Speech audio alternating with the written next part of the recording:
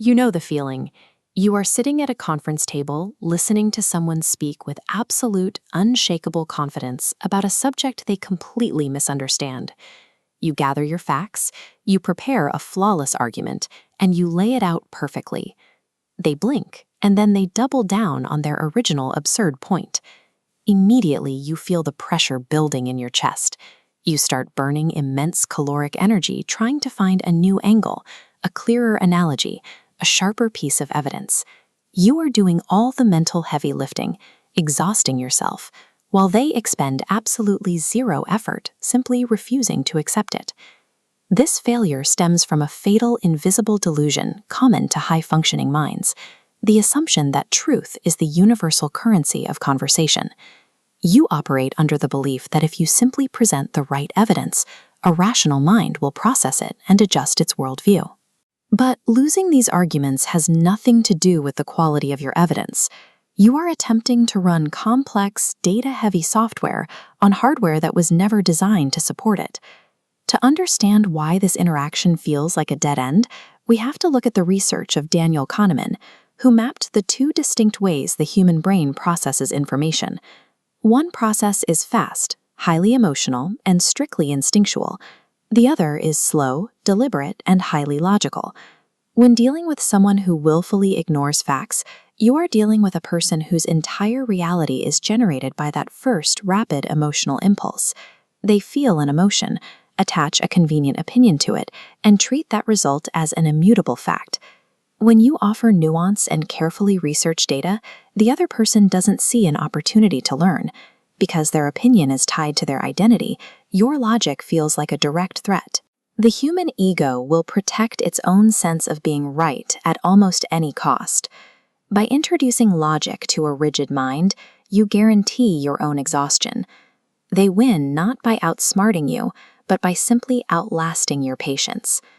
2 centuries ago, the philosopher Arthur Schopenhauer recognized this exact dynamic. He observed that our intellect is often a servant to our blind emotional drives. In his view, people do not engage in arguments to uncover the truth. They argue to establish dominance over the person standing across from them. Schopenhauer understood that arguing with a foolish person provides them with the one thing they crave most: friction. By letting them frustrate you, you signal that their unresearched opinion is worthy of your time and your anger. Your resistance validates their delusion. To bypass this, you can employ a far more effective method. Instead of disagreeing, you agree with them so completely that you push their original argument past the point of sanity. By denying them the resistance they want and forcing them to look at the catastrophic logical destination of their own thoughts, their brain short-circuits. They find themselves forced to backpedal and argue against their own points just to save face. This strategy is vital because sustained interaction with irrationality is physically taxing. Research into cognitive load shows that our mental bandwidth is strictly limited. When you spend your day trying to predict the unpredictable reactions of an irrational person, your decision-making abilities fully degrade. You cannot always avoid these people, but you can protect your resources by adopting a mask of polite, emotional detachment. This version of you is pleasant, but provides the opponent nothing to attack. You speak in short, agreeable sentences, like "interesting perspective" or "I see what you mean." While they are making noise, your actual intellect remains focused on its own goals, hidden behind a barrier of silence. Let them walk away thinking they have won the exchange. You have traded a small moment of pride for the peace required to do your actual work. It is a cheap price to pay to keep a loud mind quiet. The stakes change when the irrational mind holds power over your career or your paycheck. A mediocre person in a position of authority often experiences a physical sense of threat in the presence of someone more capable. They will not attack your intelligence directly. They will use the system to label you as difficult or uncooperative. We can see a solution in the life of Sima Yi, a brilliant military strategist serving under a powerful but deeply insecure regent. Sima Yi knew that if he displayed his superior mind, he and his family would be executed. Sima Yi chose to play the part of a dying, pathetic old man. He purposely dropped his soup, pretended he could no longer hear, and asked for trivial advice. This fueled the regent's ego so effectively that he stopped viewing Sima Yi as a threat and completely lowered his defenses. When the regent left for a hunting trip, Sima Yi dropped the act and seized control of the empire in a single day. He understood that intellect serves you best when it stays out of sight, used only at the exact moment it can secure a result. To master this, you have to confront a difficult realization.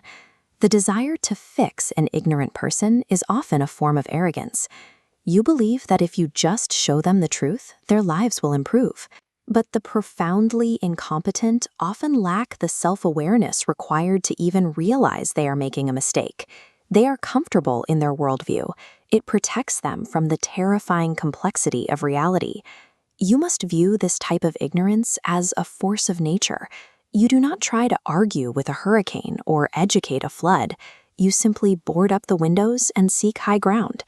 Trying to forcefully drag someone into the light of truth turns you into an invader, not a teacher. You gain nothing but exhaustion, while they use your energy to reinforce their own walls. A profound shift occurs when you finally stop participating in these circular debates.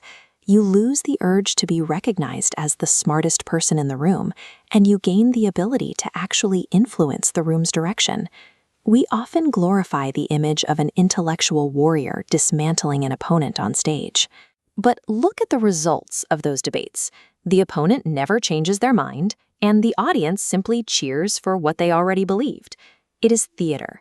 Effective people operate with the cold precision of a structural engineer. You do not ask for permission from every bystander to pour a foundation. You give them a triviality to occupy their attention while you continue the work in silence. Secure your objective first. Leave them to enjoy the hollow satisfaction of having the last word, while you walk away with the result.